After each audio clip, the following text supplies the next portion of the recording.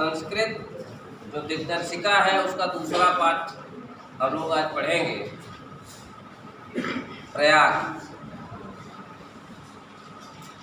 भारतवर्षस्य उत्तर प्रदेश राज्य प्रयागस्य विशिष्टम स्थानम अस्ति। भारतवर्ष के उत्तर प्रदेश राज्य में प्रयागस्य विशिष्टम स्थानम अस्ति। प्रयाग का विशिष्ट स्थान है, प्रयाग का विशेष स्थान है। अत्र ब्रह्मणा प्रकृष्ट याग कारणात् अस्य नामा प्रयागः भवत्। अत्र यहाँ पर, कहाँ पर? प्रयाग में, इलाहाबाद में। अत्र ब्रह्मणा प्रकृष्ट याग कारणात्, यहाँ ब्रह्मा जी के एक प्रकृष्ट विशेष यज्ञ करने के कारण अस्य नाम प्रयागः भवत्, इसका नाम प्रयाग हुआ। अर्थात यहाँ ब्रह्मा जी ने एक विशेष प्रकार की यज्ञ की थी, उस यज्ञ के कारण इसका नाम प्रयाग होता है। गंगा यमुनयोः संगमे शीतासित जले स्नात्वा विगत कर्मसाः जना भवन्ति इति जनानां विश्वासः। गंगा यमुना के संगम में, प्रयाग में गंगा और यमुना का संगम होता है। एक तीसरी नदी है सरस्वती। इन तीन नदियों का संगम होता है। सरस्वती को अदृश्य माना जाता है। तो गंगा यमुना के संगम में सित असित जले, श्वेत श्याम जल में शीतासित जले कराए। श्वेत गंगा और यमुना का जो पानी है, पानी के कलर में भिन्नता है। गंगा जी का पानी जो होता है श्वेत वर्णी है और यमुना जी का पानी थोड़ा सा मलिन है, मतलब उतना श्वेत नहीं। तो शीतासित जल में स्नान करके जनाः विगत कल्मषाः भवन्ति इति जनानां विश्वासा। लोग विगत कल्मष हो जाते हैं। कल्मष मतलब पाप, तो विगत खत्म हो जाना, तो पाप रहित हो जाते हैं। इति जनानां विश्वासा, ऐसा लोगों का विश्वास है। गंगा यमुना के संगम में स्नान करके लोग विगत कल्मष हो जाते हैं, पाप रहित हो जाते हैं, ऐसा लोगों का विश्वास है। अमायां पौर्णमास्यां संक्रांतो च स्नानार्थिम अत्र महान सम्मर्दः भवति।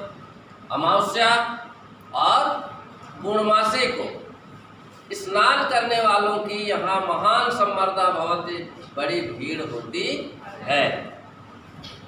प्रतिवर्षम मकरम गते सूर्य माघ मासे तु अनेक लक्षाः जनाः अत्र आयन्ति।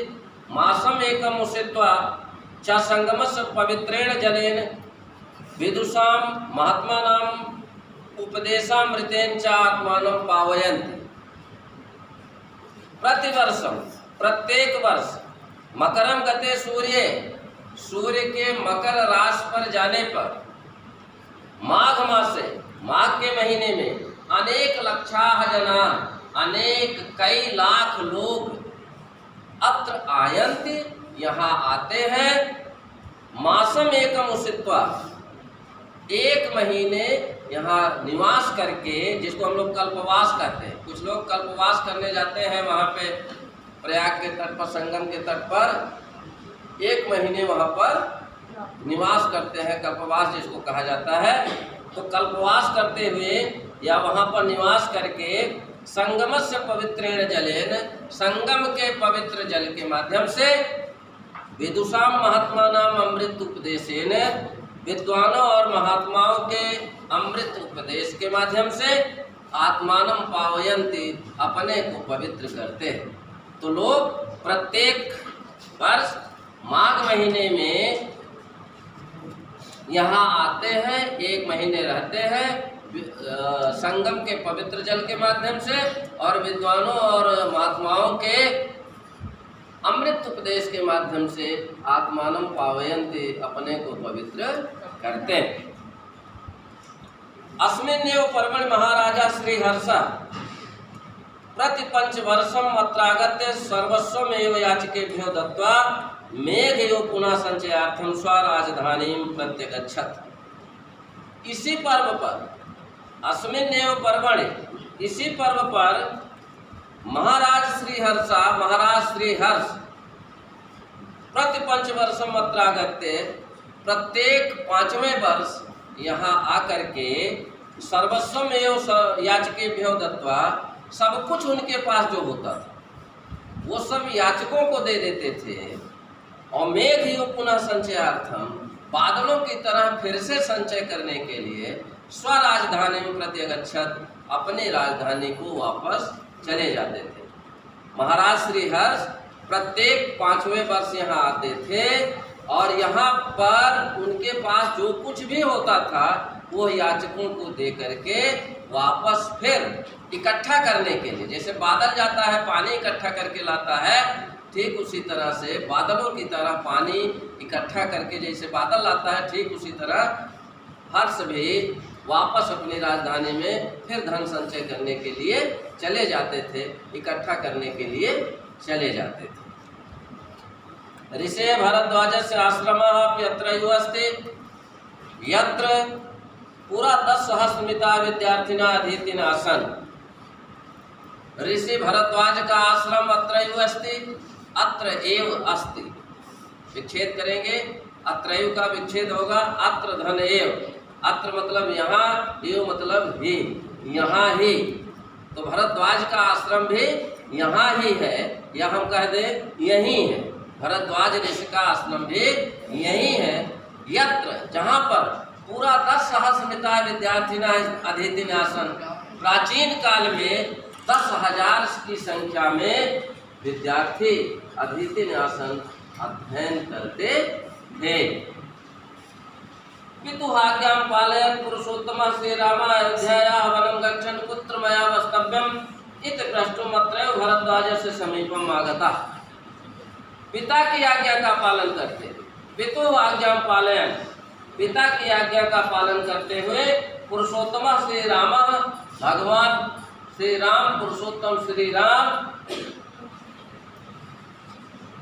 अयोध्याया वनं गच्छन्, अयोध्या से वन जाते हुए कुत्र मया वस्तव्यम, मुझे कहाँ रहना चाहिए, कहाँ निवास करना चाहिए, इति प्रष्टुम, ऐसा पूछने के लिए, अत्रैव मतलब उनसे पूछने के लिए, राम, भगवान राम जब वन जा रहे थे तो यह प्रश्न पूछने के लिए कि हमें कहाँ रहना चाहिए, कहाँ नहीं रहना चाहिए, इस बात को जानने के लिए, इस बात को पूछने के लिए अत्रैव भरद्वाज से समीपम आगता, यहीं पर भरद्वाज के समीप आए थे।